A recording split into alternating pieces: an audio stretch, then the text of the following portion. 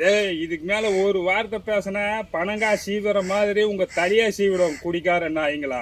அட கூறு கேட்டவனே, வியாபாரம் பண்ணும்போது உனக்கு என்னடா சண்டை?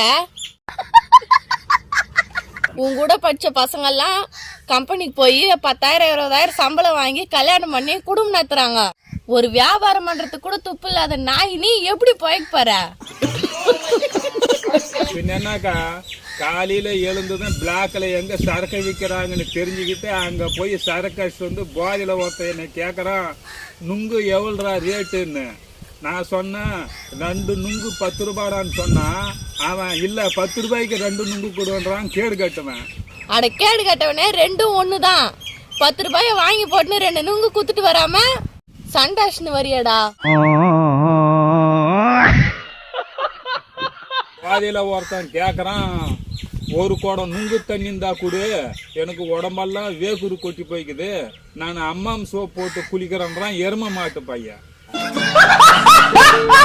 ஒருத்தன் சொல்றான், நுங்கு விற்கிறதுக்கு பதிலு கல்லு எரிக்கணும் வந்து கொடு, நான் வாங்கி குடிக்கிறேன் அப்படின்னு சொல்றான் போதை தெரியாத நாய்.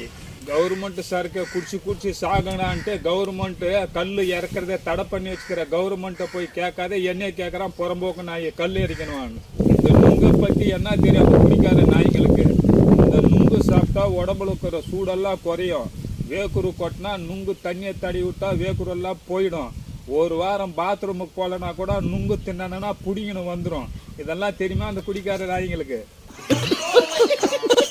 ஏய், இவ்ளோ பேசுற, ஒரு பொம்பளை கிட்ட லவ் சொல்ல முடியாத துப்பு கேட்ட நாய் தானே நீ?